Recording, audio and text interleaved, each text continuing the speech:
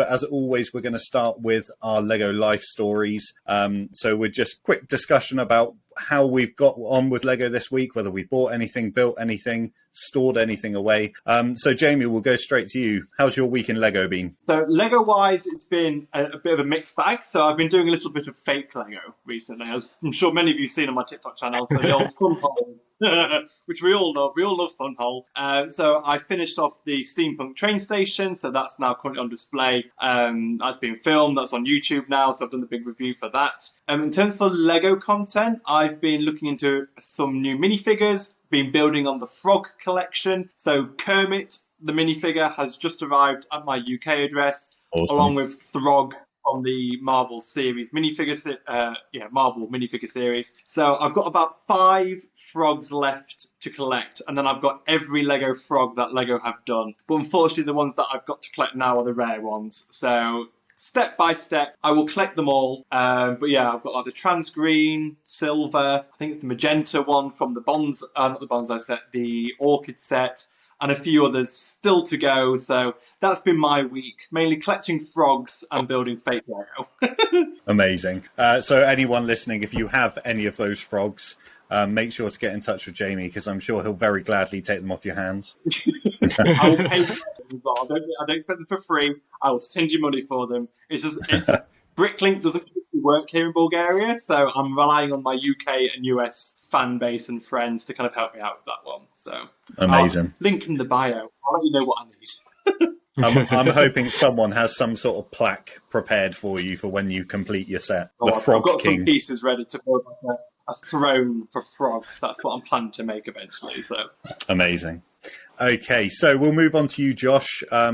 I know from our conversations that you've had quite a busy week again this week in Lego. So do you want to share what you've been up to? Yeah, I mean, it seems to be a very recurring theme for when we record the podcast. I say to people that, I'm going to stop myself from buying Lego, and I end up buying lots of Lego, and it kind of just becomes a very repetitive subject. But I was able to pick up a retired Lord of the Rings polybag for a very good price, actually, which, I mean, it's got nothing but a lot of jealousy from a lot of people. They're surprised at how cheaply I got it for. And it was the Uruk-hai with the ballista from the Two Towers, which I posted a video about on my TikTok. I also picked up a retired Lego Star Wars set off eBay, which was pre-owned, and the box is battered and it's open, but everything is bubble wrapped. I need to go through the inventory and check the pieces of that. But obviously, Sam and a couple of people in the WhatsApp group that we are in have seen that, and I posted a video of that on my TikTok as well. And I'm really happy with it. I'm kind of continuing my nostalgia run with my Lego sets. And yesterday, so the time of recording the day before, I also finished and completed the Buzz Lightyear brickhead for somebody who bought it at Brickfest, and I absolutely love it. I think it's such a cute, fun brickhead, and everybody loves Toy Story, myself included. It's one of my favourite Pixar films. So my week started off very expensive, but it's kind of petered out as a very sort of relaxed and level week. What about you, Sam? How has your Lego week gone? Well, I'll just kind of put a caveat onto your relaxed out, because I know full well that today you went and spent some money on Marvel and Star Wars t-shirts as well. So maybe outside of Lego, but the spending hasn't stopped. Yeah, like Lego band-wise, I'm pretty much having to be very strict on my Lego for the rest of the month. But in terms of like Star Wars and Marvel-based stuff that isn't Lego, I've spent a little bit, but not a lot. So yeah. Amazing. Okay, well, my week has been quite a slow week. I have had 2 deliveries this week. I say it's a slow week, but I have had 2 deliveries. One of which I'll grab quickly now without like knocking everything over, but I have.